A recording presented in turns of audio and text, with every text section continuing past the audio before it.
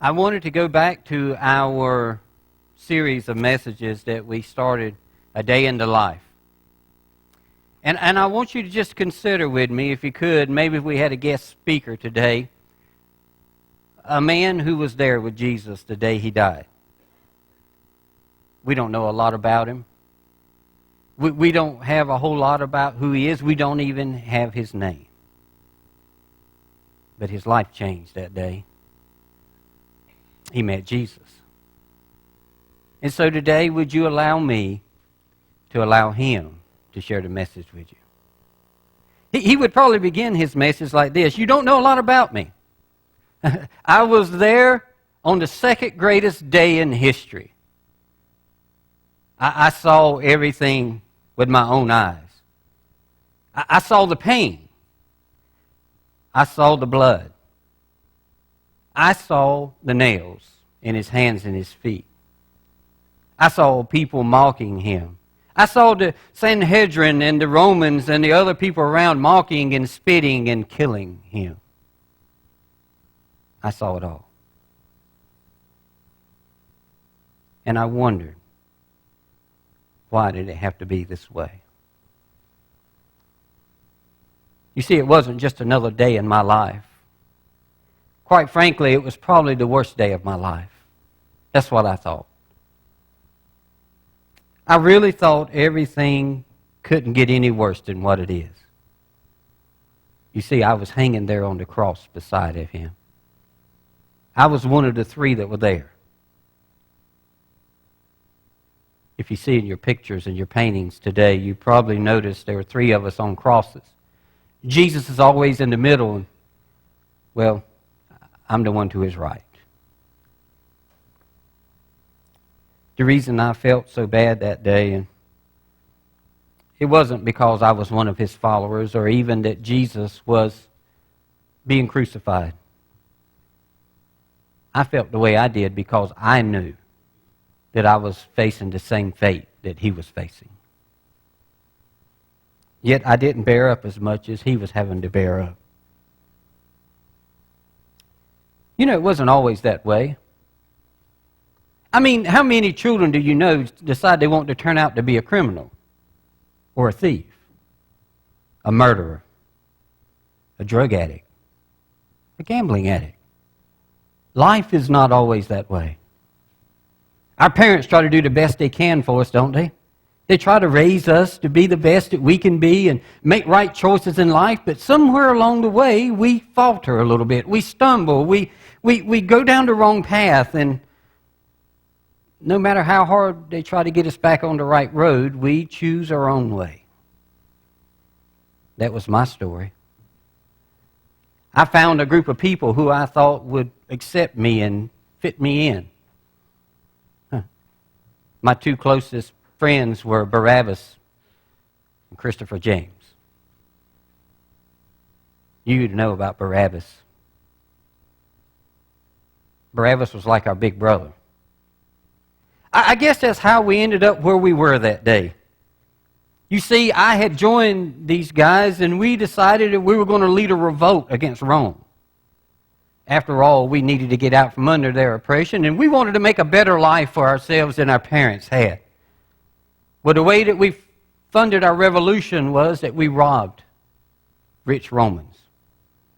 It just so happened one day as we were robbing this home of this rich Roman, he returned home and Barabbas took his life.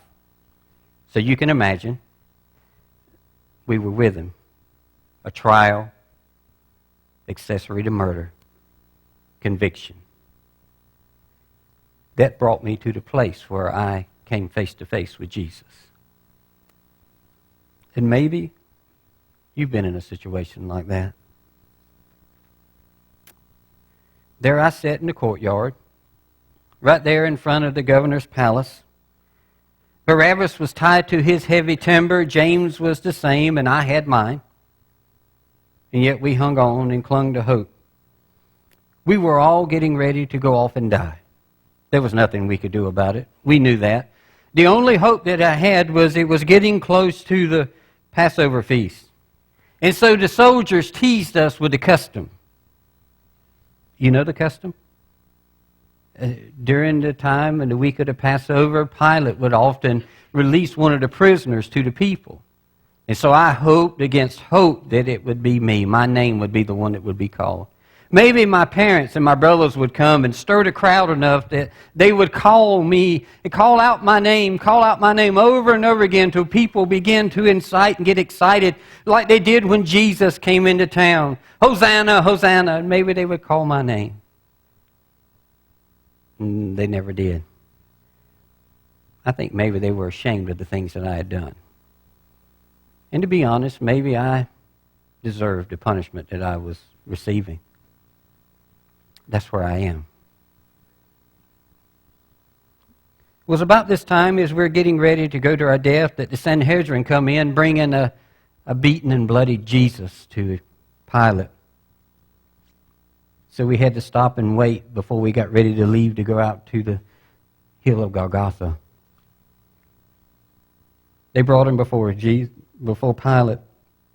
I'd heard about Jesus. I had seen and heard about some of his miracles. I had even heard about how he raised Lazarus from the dead.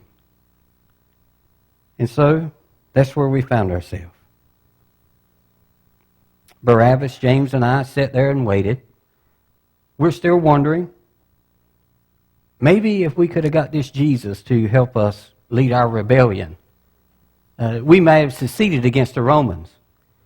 But then we got to thinking he would have never done it. Though he had the power and the influence over the people, he was telling people things like, you should pay your taxes to Caesar. He was a traitor in my mind anyway. He would have never done such a thing. And so I felt like maybe he did deserve to die. Well, that's where we find ourselves. But even after all that, why couldn't he save himself? Why didn't he try to save himself?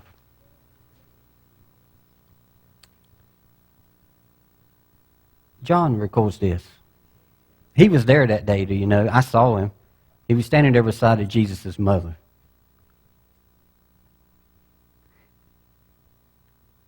He said, so Pilate came out to them and asked, what charges are you bringing against this man?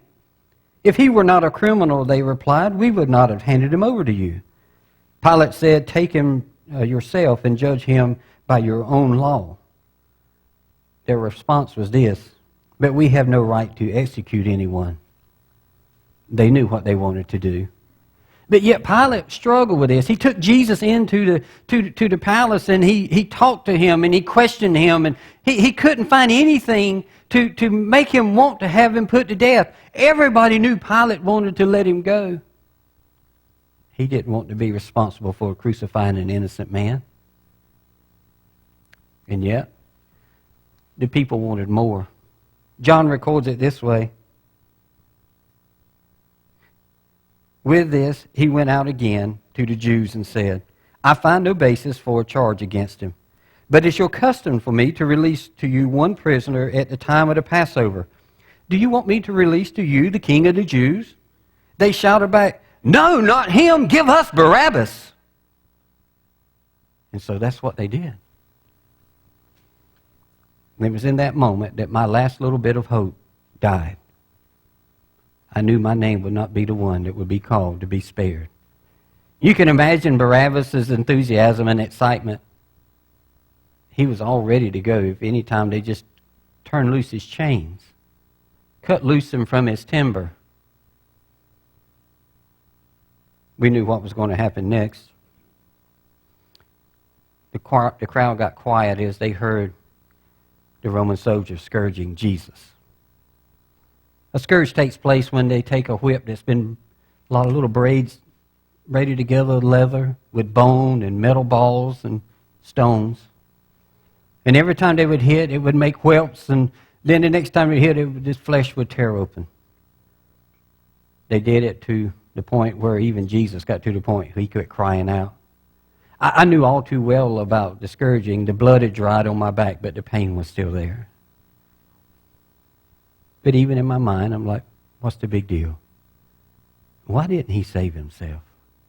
If he has all this power. There was this one time in Nazareth when Jesus was preaching in the synagogue, and the people didn't like what he had to say, and And they begin to drive him out to the edge of the city, and it's almost to the edge of a cliff.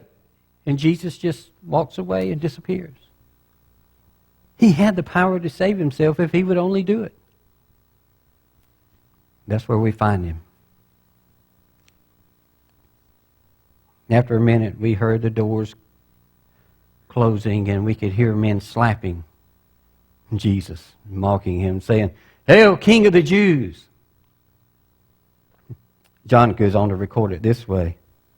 Once more, Pilate came out and said to the Jews, "Look, I am bringing him out to you and to let you know that I find no basis for a charge against him." When Jesus came out wearing the crown of thorns and the purple robe, Pilate said to them, "Here is the man." As soon as the chief priests and the officials saw him, they shouted, "Crucify! Crucify!" But Pilate answered, "You take him and crucify him. As for me, I find no basis for a charge against him."